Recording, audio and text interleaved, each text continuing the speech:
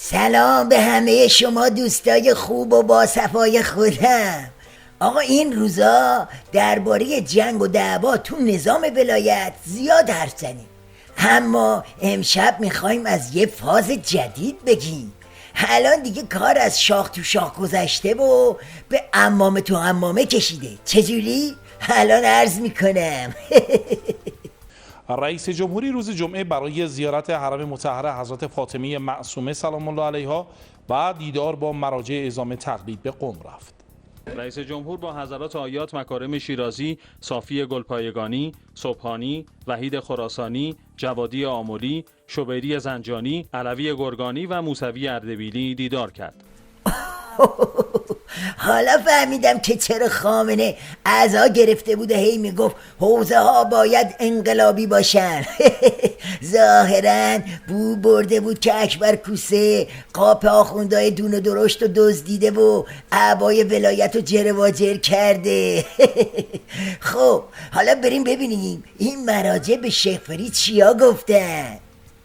تمجید مراجع از عملکرد دولت در سفر رئیس جمهوری به قم، دیدار خانه به خانه با علما، دیداری که در این مقطع زمانی میتواند معنادار باشد.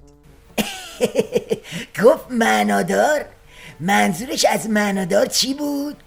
راستی دل دادن و قلبه گرفتن شیخ فری با آخوندهای دون و درشت چه معنایی میتونه داشته باشه؟ مراجع دلارام، منتقدها دلواپس.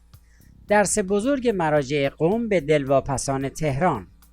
مراجع تقلید نیز مهر تایید به عملکرد دولت زدند تا مشخص شود هم مردم و هم مراجع برخلاف دلواپسها دلارام هستند.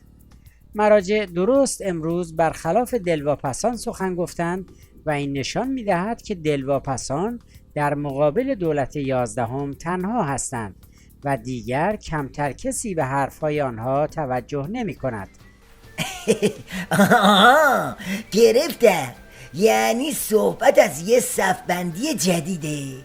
یعنی آخوندای عمام گندم زهر رو مالیدم به ریششون و اومدم وسط تا هم یه حالی از دلواپسا بگیرن، هم یه نعلینی تو عمامی عزبان بکوبن. در دیدار با روحانی، وحید خراسانی ضمن آرزوی موفقیت برای دولت گفت با کشورهای جهان با زبان نرم و خوش سخن بگویید. صافی گلپایگانی بر ضرورت ادامه سیاست‌هایی که به ثبات، آرامش و امنیت مردم منطقه به ویژه در سوریه، عراق و یمن منجر می شود تاکید کرد. عجب که اینطور. ببینید عزمای تلس شکسته چقدر پیزوری شده که این آخوندهای هافو هم یابو برشون داشته و فرصت رو برای جفتک پرونی بهش مناسب دیدن. حالا در مقابل خامنه چی کار کرده؟ هیچی، 4 دایناسور نمره موقت رو به خط کرده تا یه پاچه‌ای بگیرن و یه ناله‌ای بکنن. امامی کاشانی در نماز جمعه تهران: مبادا خدایی ناکرده در مسئله امنیت، وحدت، امامت، امت، ملت و رهبری رخنه و خللی ایجاد شود. این یکی هم دلواپسی خامنه از به فنا رفتن حوزه و داغون شدن تاج و تختشو اینطوری رله میکنه.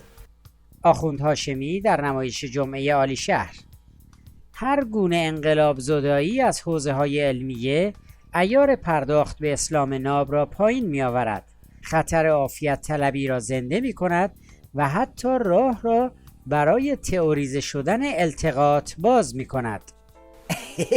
بله، صحنه همونیه که عرض کردم. شکاف از بالا شروع شده و همینجوری داره میاد تا پایین. پایینم که برسه معلومه دیگه میزنه سوراخ میکنه و بعدش هم انبار باروت و درام و انفجار.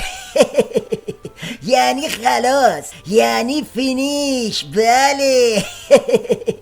تا دیداره بعد خداحافظ شما.